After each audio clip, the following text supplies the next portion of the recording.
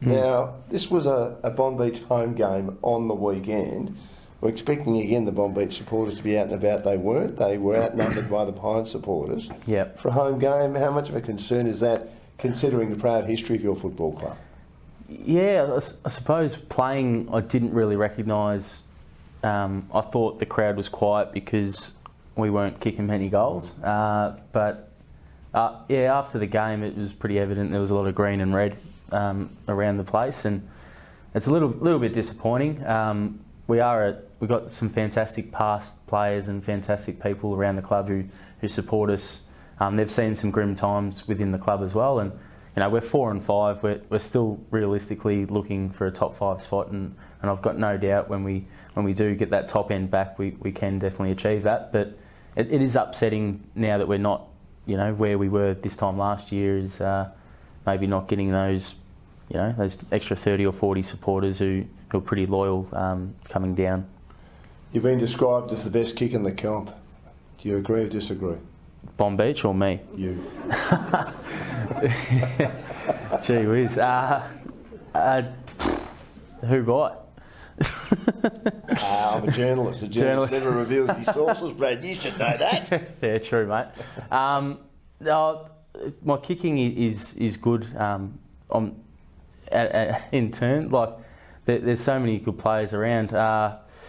I think maybe 4 or 5 years ago, I'd pride myself on that. Lately, unfortunately, with a lack of training, just with the welfare stuff I'm doing in sporting clubs, I probably I wouldn't call myself a 9 out of 10 kick anymore. But yeah, definitely the fundamentals of it. I practiced it heaps as a kid, and I definitely like using the ball to the advantage of my teammates. I don't only get it 10 or 15 times. I need to use it well. So, yeah. We mentioned earlier that you've had a career in the VFL. You played a handful of games at Frankston. You're also at Casey. What did you learn about yourself? What did you learn about the game of footy by being on the list of those 2 VFL clubs for a long time? Oh, a hell of a lot. I suppose anyone who's gone to the next level, and even though it wasn't AFL, learning a bit off the Melbourne guys was fantastic. I think a lot of people, there's so many leagues around Australia. What I learnt was that even though you might be one of the better players in your certain league, you start from scratch at a higher level, and the extra work and the things that the coach doesn't see is key. What you do away from the footy club separates you. So the ones that maybe didn't have all the talent in the world who made the highest level, that's because of what they did away from the club, and you've really got to live and breathe footy to be an elite sports person, and some of us did that, some of us didn't, and yeah.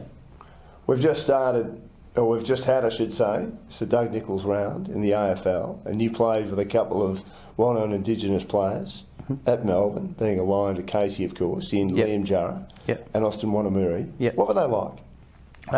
Fantastic. Definitely different in terms of not your typical sort of football culture people, but Liam at the time, this is 2009 and 2010, didn't really speak a breath of English. That's when he was just taking marks left, right and centre. I think the next year he took mark of the year or something. Yeah, he was. He's an absolute superstar. But he was very spasmodic in the way, he played. Some games he wouldn't touch the ball, some days he'd be best on. So it was great. The fantastic players, and that X factor that they had was great to, only played a handful of games with them, but watching them after the reserves game was just fantastic, and good people.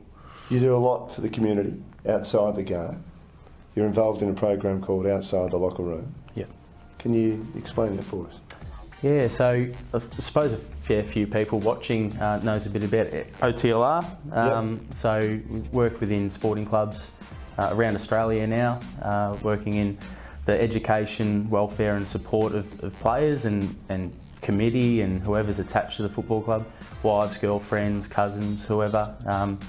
We just want to help people to reach out, because as a 27-year-old male, before this program, Dan, there's no way I'd seek support for myself if I was struggling. I wouldn't walk into a counsellor off the street.